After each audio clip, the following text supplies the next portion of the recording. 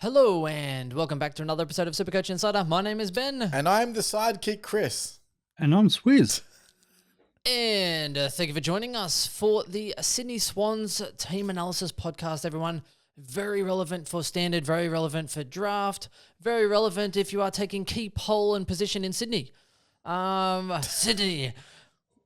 Today brought to you by the Balvenie? Balvenie? I don't even know how to say it, Chris. But Caribbean cask, 14 years. we're on the neat today, lads. So, we thought, why not start kick things off with a little bit of... To Patrick Heaney. To who? Isaac Heaney. Patrick Heaney. Isaac Heaney's brother. Oh, okay. Maybe. Well, it does smell quite nice, actually. It's Caribbean cask. It's amazing. Swizz, you can't see this, mate, but I'll tell you what, it's amazing. Mate, When you come up. mine's a lot better than yours. This fucking mojito, which was infused for 5 hours yesterday. Spicy on the Yeah. tongue. Fucking Caribbean. buzzing. Yeah, that's nice. Stings the nostrils. All right, let's have a look at the fixture as well. Obviously, they play the Giants twice a year because everyone likes 2 free wins.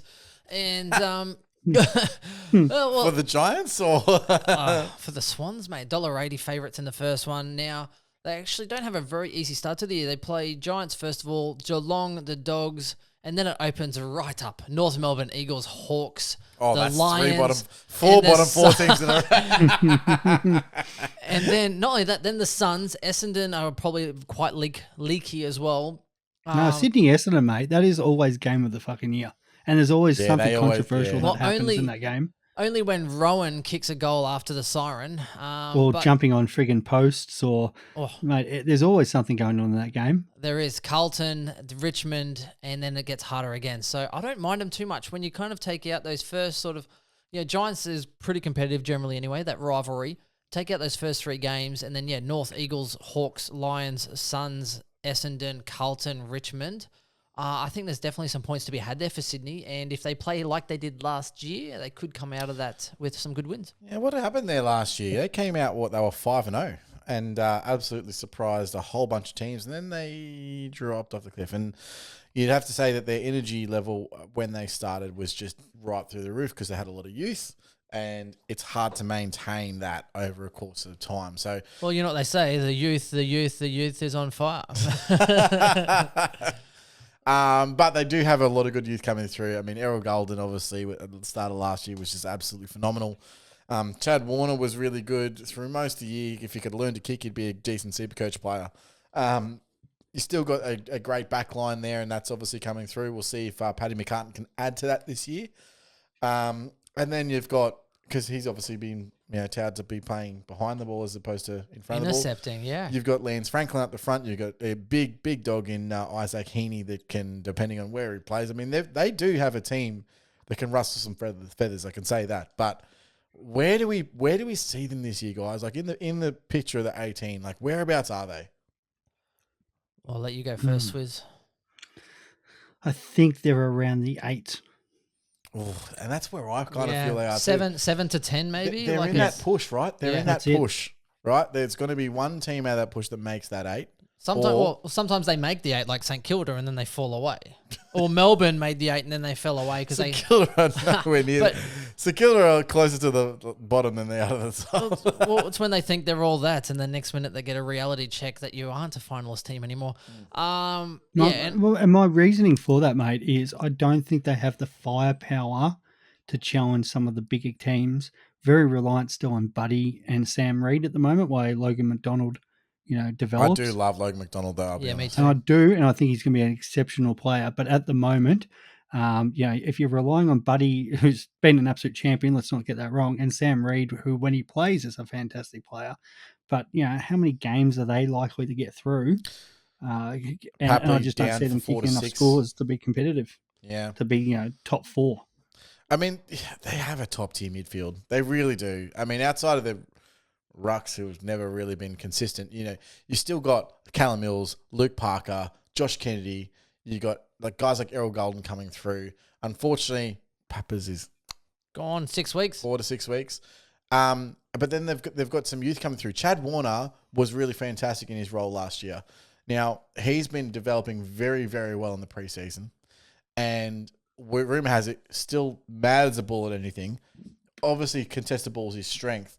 What he needs to work on, and if he does it this year to be fantastic, is exiting with the ball and how to dispose of it properly. So whether he becomes the Patrick Cripps, which is handball to someone else who can kick, or starts to actually take his time. Yeah, exactly. Bomb it long to a contest. I'm okay with that as well. Going long. You got guys like Ollie Florent that are coming really into the years that they should start developing. Rowbottom. These guys have been in the system. They've played enough games now. Can they put it all together? I like Sydney this year. I think they're a great team to watch. Just going back on Sam Reid, I actually thought his nickname, I thought everyone called him Mr. Reid, but apparently they just said it was I'm a liar. I was like, Mr. Reid. Mr. Reid. Mr. Reid. Whatever takes the focus off your head. Thanks. I like big jokes. What's up? Your cholesterol, fatty. Dead man walking. I'd have got him 10.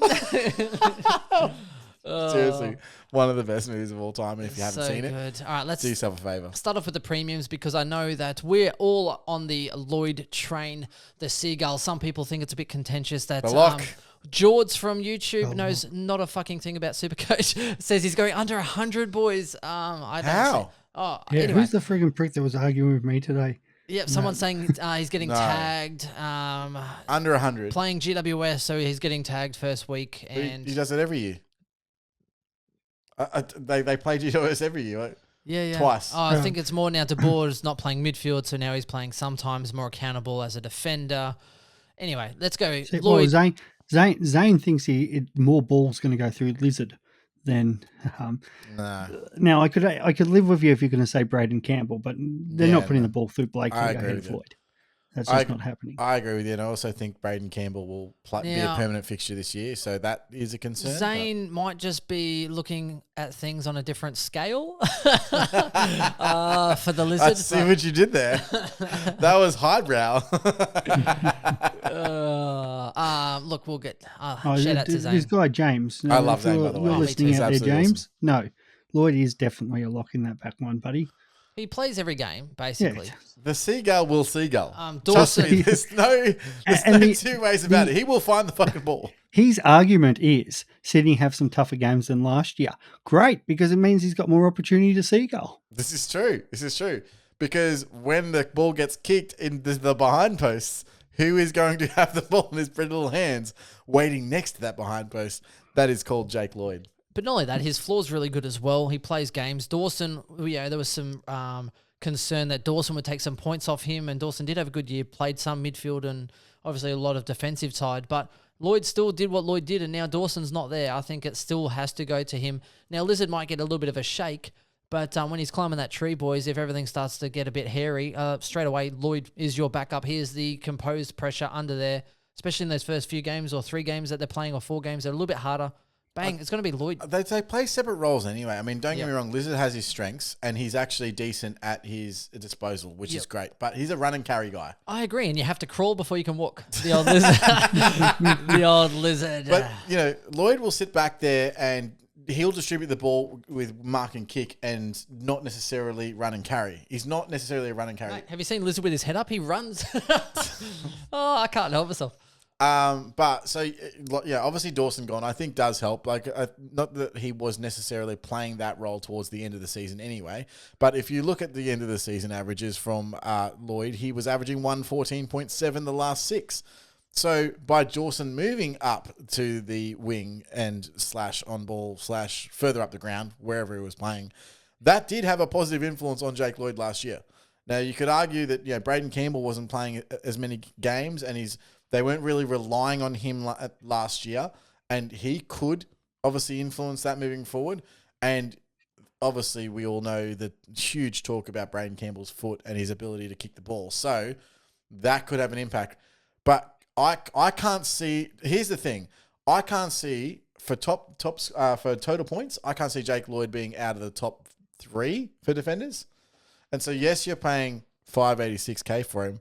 But is there anyone else that has the games played history, the scoring history, the reliability of someone like a Jake Lloyd?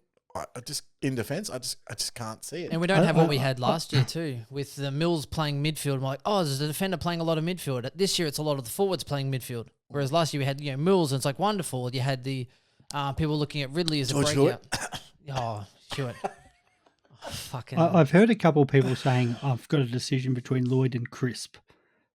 So I don't think that's a decision. I don't think there's a decision there anyway. I'd just pick both anyway, as it is. I have, and especially now that who was the other one that? First of all, obviously Dawson hasn't played a preseason game, and there's no calf and Achilles soreness. No guarantee that he'll even play round one, let alone any of the preseason games. So do you really want to be picking someone like a Dawson going into that? And who went down a few weeks ago that we all had in our sides? Aaron Hall. So there's no Aaron Hall. Don't lug me in with we all had him in our sides. I had him in there. Listen to the North Melbourne podcast. Anyone had a brain. That was a joke. Anyone who had a brain. Now, obviously, that does bring up Jack Zeeble, but I wouldn't be starting Jack Zeeble at his price. So Tommy Stewart, mate, throw him in the argument there. I think Tommy Stewart's in the argument for top three for sure. I've got no problem if you're debating, you're wanting two of them, and you're going Lloyd, Crisp, Stewart, and you went with Stewart and Crisp. But I still think Lloyd's going to be top three. So you're going to want him, and he's not going to drop too much value. Yeah. I think Stewart's super he must be definitely lower percentage-wise than the other two. And not a lot of reason why, to be completely honest. Like, Stewart himself, I think is a fantastic pick. Was 18% of sides. Yep. Yeah, that's so low for a guy who did what he did last year. And Chris is 30. Yeah. So there's the other argument for Jake Lloyd. You want to be one of the people that doesn't own Jake Lloyd when that many people own him? More people own Ridley than Stewart. Yeah, and that's super surprising. Can we just go back? That's really real weird. quickly. You're talking about Dawson obviously pushed up on the ball, averaged really well in the back six, but you know how it did actually influence Lloyd is when Dawson pushed up. That was actually, we call it a positive correlation between.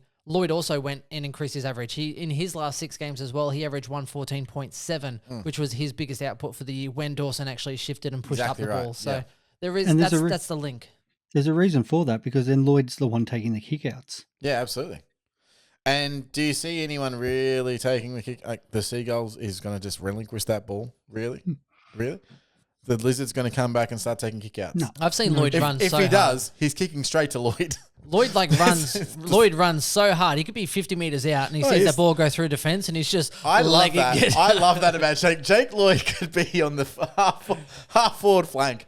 And if he sees a behind coming, he's sprinting It'd be like that Sesame Street meme or whatever. He's like... Seriously. Who's the biggest seagull in the league, boys? Lloyd, Hall, or Lockie Hunter? Hunter. Hunter's always no. Although Hall's coming into contention lately, so I think from our purposes, it was great seeing that Hunter year where he was actually the biggest seagull I've ever seen in my life. And for the people who might have not followed me on Twitter for a while, I put up a photo about 2 or 3 years ago. The boys will remember this.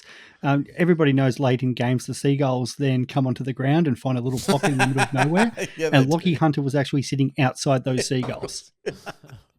That's He's seagulled the Seagulls? Is that what I'm hearing? Oh my God. There were some games that year with Lockie Hunter. I would just look up and be like, who the fuck is on this guy? How is he just on his own? There's just no one there. I don't get it. And he's just been sitting there the entire quarter. Let's digress, boys. Moving on to premiums. By the way, I love Lockie Hunter. He's a great guy. He is a great guy. Guy. Except for when he gave us 0 stars, the bastard. Hey, one year he made me top 1,000 in Supercoach because I picked him as a mid-pricer in the midfield. Write that down. There you go. Hey, that's a row this year, mate. Keller Mills, 612,000, recovered from his Achilles injuries, but they're being cautious and they are still optimistic he'll play round 1, but I believe he's racing the clock. Overpriced in draft leagues. Everyone's literally, because of that slight injury, and that's the funny thing, people think with draft leagues, don't start them if they're not playing round 1, and then literally, I think, Swiz, I think you'll agree with this, but I picked up like Toby Green, he's injured, I got him extremely late. Anyone else, Duncan, who's injured at the moment, so no one touches him, and they go... anywhere from 3 to 5 rounds later sometimes. And I'm like, wonderful. He can sit on my pine for a week and then all of a sudden I have 100 averaging midfielder or defender coming into my team. Mills is sliding and I've seen him around like round 4 or 5 even. Grimmer was spitting chips the other day in that draft I was in because I picked Mills up at pick 44. So that's nobody's good pick. fucking That's a touching him, great which pick. was amazing. That's good value. Yeah. Good gear. Well, I mean, Ollie Wine's a better pick. We went through that in the. No, look, I like Mills a lot as a footballer, especially in the midfield. But can't see obviously anyone starting with him in a standard sense, but definitely draft relevant. Pick him up appropriately is what I'd say. Don't jump on him, but pick him up appropriately. Yes, draft responsibly is what we're saying. Well, Isaac, I don't like how we're drinking tonight. He could be the one where we're having the discussion around the buys because he's in that middle buy. Yeah. Yep. So, I think that's one. Just park for now and let's go revisit him. Park for That was now. a segue. Luke, segue. Yes. Luke Parker. Segue. Luke Parker Like a averaged good segue. 122.7 on the last 7. That's what you're looking for after the buys. The Parkinsons. Parkinsons? That's horrible. Parker. Okay. But look at that correlation, though. Look at Luke Parker's 7 games, 122. Who only played 3 games? Keller Mills. That is the thing. That's the JPK curse. We know how good Luke Parker is, but because he's also an adequate forward, unfortunately he has that Heaney syndrome where he doesn't get the time in the midfield that he needs to score really well. There's the Chris I've been waiting for. Someone that actually picks up some insight, looks at something, and actually gives some genuine feedback. It's because I Welcome back. Can you just shut the fuck up for 2 seconds? He literally, correlation, I was like, that makes sense. Mills was out 3 games. Look at he's come up with something useful, ladies and gentlemen. I really like Luke Parker. So do I. I keep a close eye on him because he's always, first of all, great player to watch. But he's always around upgrade season. You're like looking at Luke Parker going, man, I could really do with some Luke Parker right about now. And he does go on runs. Now, one thing that Luke Parker does, he has these purple patches that just go huge. So you might only be like 100, 105, 100, 108, and then bang, 130 for 3-4 rounds. Like he just goes Chris, insane. when you talk about Parker, you get so wet. I think I'm going to need a Parker. It's spreading. But Swiz, that's how he plays, right? Oh, exactly. Yep. You want to be on him at the right time. And that was the sort of player we were talking about last year where people are like, oh, that guy's not going to be top 10. And we're like, well, come the last 6, 7, 8 weeks, no, he doesn't need to be top 10 overall. He just needs to be top 5. 10. Yeah, exactly. That 7 weeks. And that's what Luke Parker does. And he's a Supercoach finals expert. Here's the thing, but you got to also take in consideration. Sydney are going to be fighting for those last few spots in the finals, right? So they're going to want their best midfield on the park in the crunch time. So I can see someone like Parker being really great in the run home where they go, okay, we're 7 and 6 or we're 6 and 7 or whatever, and we need to win our games. We need to change things up. Bang, Parker comes into the midfield. Patrick Cripps. Dude, you think they're going to be close to the finals? That's fucking hilarious. Yeah. That is hilarious. They could be. And to add to that, from after we talked about those hard games where they've got in the middle where they play Melbourne and Port, but after that occasion where I think around that bye time, but about a couple of weeks after their bye, I think they've got so they play the Bulldogs game, then it's Freo away, but then it opens up and they go Adelaide, GWS, North Melbourne, Collingwood, St Kilda on the run home. So that's one come Supercoach finals. If you've got a trade, run. Soft. Boys, we need to move on because one of the most important things that we have to talk about is Isaac Heaney. He's a forward. He's 454,000.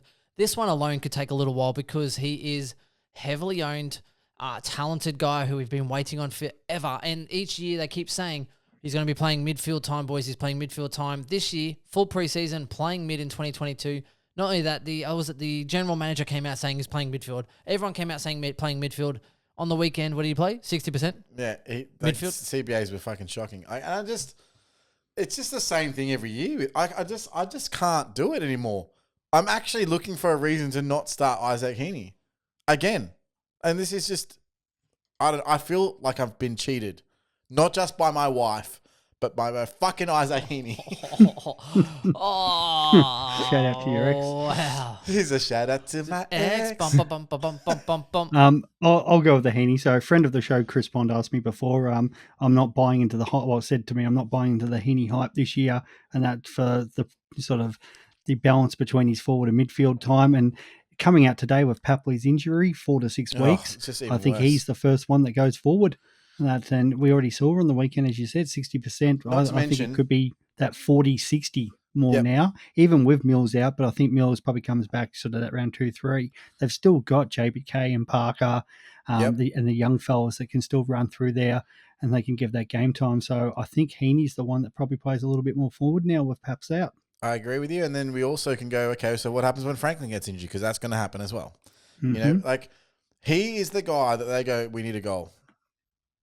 Who do we throw forward? Oh, wait, Isaac, we've got Heaney out there. Like, it's going to happen. And don't get me wrong, he does score okay as a forward. But is he going to be that forward at 450K that is going to be 105 average? Not even close. Maybe he hits 100. Maybe. Even Ben Reed, he's that injury prone that they have to have someone Reedy on the sidelines. That Sam Reed, you mean? Yeah. What I say, Ben Reed? Shout out to Draculas. Shout out to Draculas. I ran into Ben Reed at Draculas like a month ago. I was crazy. I was like, you know how I noticed? I don't know if anyone's been to Draculas before, but they film everyone coming in on these ghost trains. And at the midway section, they have all the ghost train videos coming around when they get scared. And I was like, literally, like Ben Reed comes up and I'm like, that's Ben Reed. I stared at the screen. And, I think he knew that someone screamed out, that's Ben Reed. Boys, I know this isn't relevant, but check these bad boys out. Swizz, you can't see shit, so you're just going to have to nod. Yeah, this is It's the magician. Not only that, I'm like, Did he give them to you? Are they socks? They're socks, and they're signed. They're signed, Chris. They signed socks? Did he give them to you, like, with the jersey, or is this? I went and got the jersey signed, and I was like, I saw Dane Zorko's socks, and I was like, well, you know, it's kind of like Step Brothers. It's like, oh, who's this sword signed by? Jack Steamall. So it's like, well, you're not going to not get it. Yeah, you're not going to not get it signed. So I was like, hey, Zorko has socks that has his face on it. Hey, can you come and sign my socks too, mate? You doubled down. I respect that. You didn't buy him a coffee, but you doubled down on socks. Yeah, so now I'm going to get these framed and put it on the roof. See how that goes. Stop your leaks from the Brisbane floods. I like it. Yes. Yeah. Okay, boys, moving on. So Heaney, keep on going though. Yeah, I can go going. Standard and draft, I'm seeing him going really high. I still have Heaney on my side at this point in time. I'm waiting to see this weekend. Boys, let's get an average mark. What are we thinking? 100. I'll just bring this up first because he's gone in those years, 2017 and 18, he went 97, 97, then he's gone 94, 94.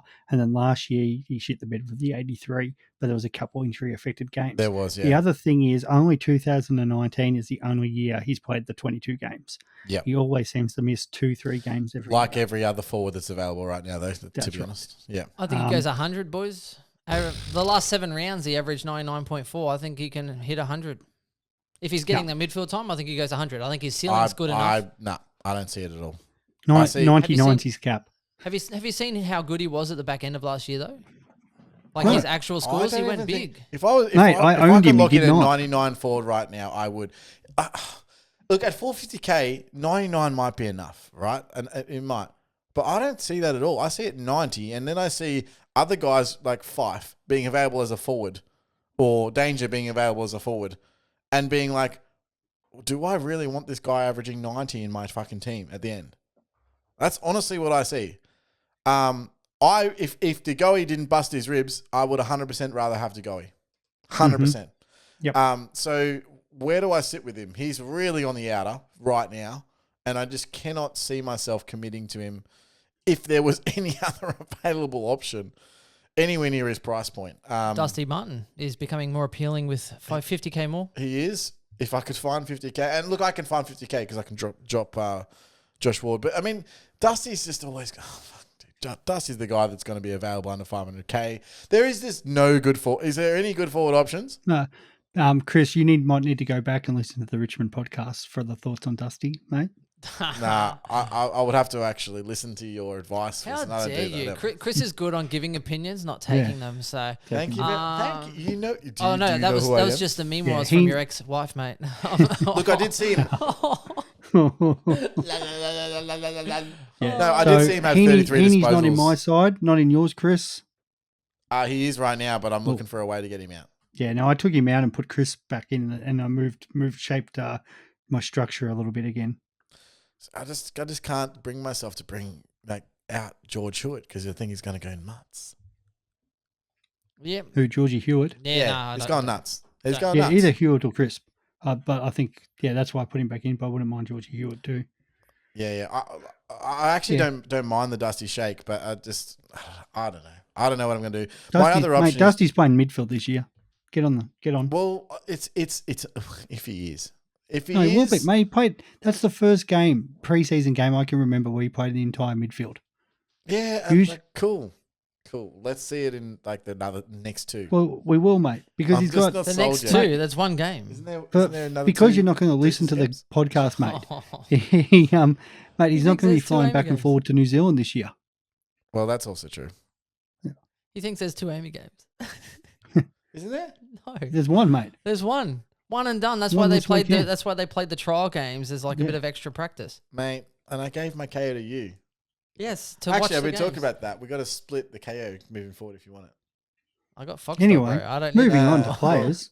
We'll talk about this later. I don't need it no more. I got Foxtel. That cheating ex-wife has cancelled my KO, so I need to Oh. find someone to split my Did she KO. see that I logged in? No, I logged in on a different TV. All right. Is there any other premiums you want to talk about, or do you want to just get onto the draft relevancy? Nah. I think it's just Dylan Stevens is the only other standard relevance. 167,000 has caught the eye of his teammates, even more fit, and he was pretty much known and renowned for being fit. Drafted like a gaff type, was more of an outside player, which isn't great for scoring. However, he has been split between the wing and the midfield, working on his contested ball to complement the outside. I'm waiting to see it aesthetically. He's not in my team, but he's kind of on the fringe, similar to like your Wards and stuff like that. I think Ward wasn't impressive, but I think Stevens could actually be there. Except there's a lot of depth in Sydney, which concerns me. Chris, I see you waiting. I'm just not even fucking interested. He would have to fucking explode in the preseason for me to be even interested. Could not ever win a contested ball to save his life as a junior, let alone as in the AFL. Let him play against senior bodies and prove it to me when he's scoring power. I cannot endorse Dylan Stevens at 167k as a better option than the fucking 15 other midfielders that we've got that are potential for round one. Who are these 15? I'll give you a list if you want. Yes. There's Go. 15 better than Dylan Stevens. Go right now. Off the top of my, I mean, look, all right. Okay, so can we just Maybe say he's like 8. can we say he's it's like similar 8. to like was it James Aish? Is that his first name? Aish? Yeah, in terms of As in drafted outside player comes to the AFL, Nah, but- and if you can't win a contested ball, similar, but at least he had senior like yeah, experience. but in the same Samson for 2 years. same premise though is that if you are a contested ball winner at juniors, then you can at least come and sort of learn to try and get on the outside. Trying to learn the contested nature, it's hard.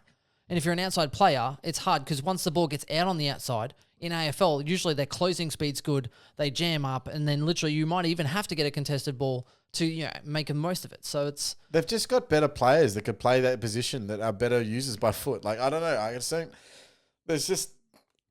I don't see how he fits into that Sydney Best 22 at all. Or he'll be all fringe. Let alone and, when he plays, if he's going to score any well. Like, I just don't see it. yeah, like, and Prove me wrong. I'm happy to be proved. In this situation, I'm happy to be proved wrong because I actually don't think that he would be a terrible pick in standard. I just can't see it. Like, there's just nothing. and subvest written all over could be. Oh, there's just fucking red flags all over the shop.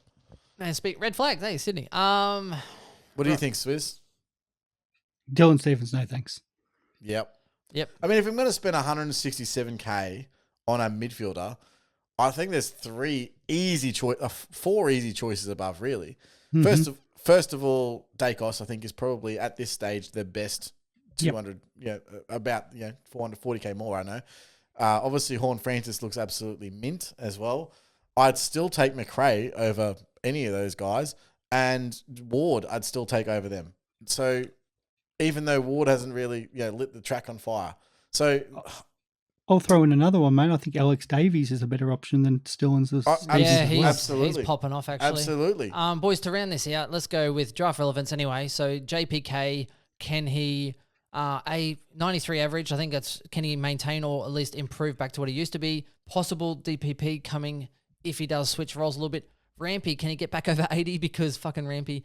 And the third one is Laddams. Now, Laddams 76 average coming over from Port Adelaide.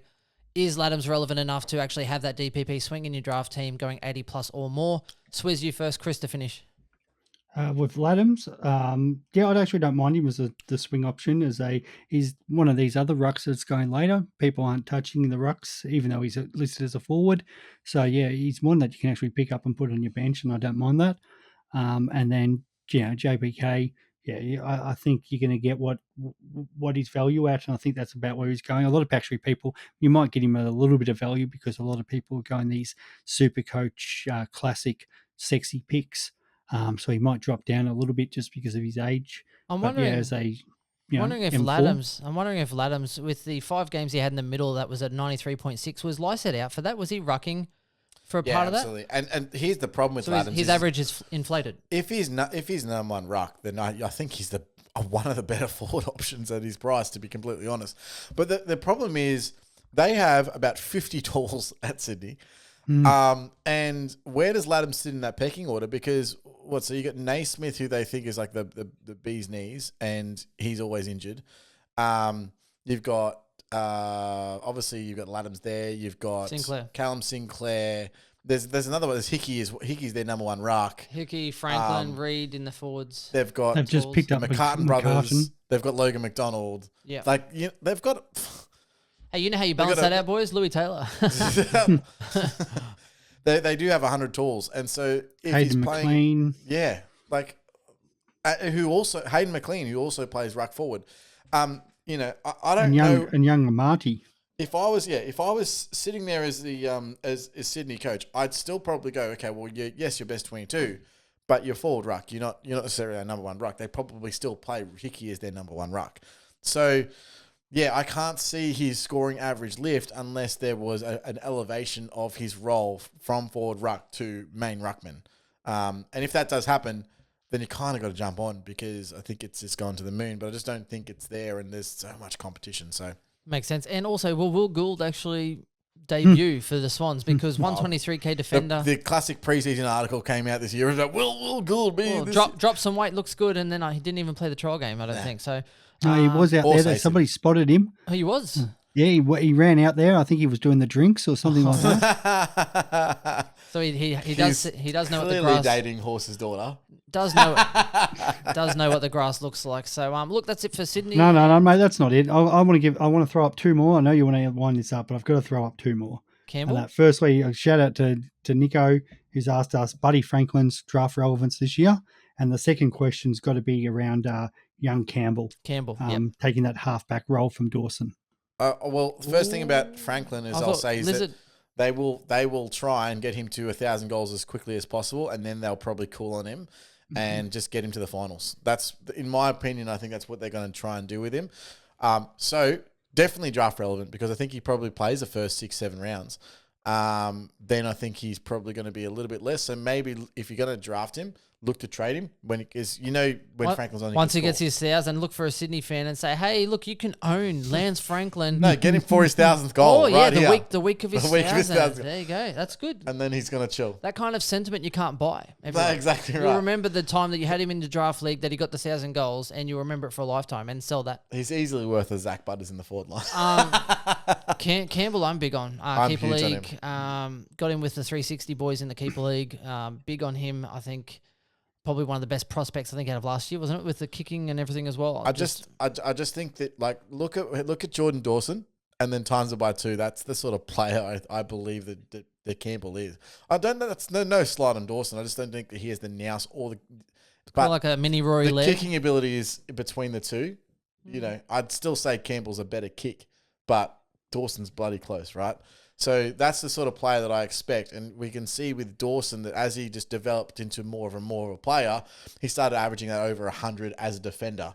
And I think that's what we can see out of Braden Campbell. He could potentially be the Jake Lloyd moving forward, where he's averaging 105 plus for years and years and years.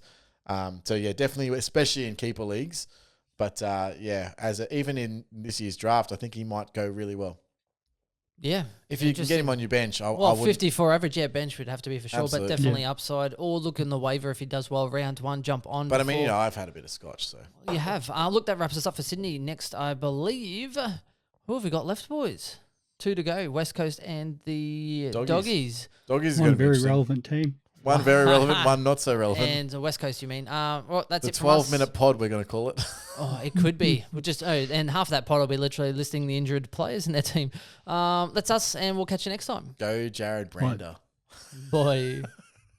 They could use a Brander. They could.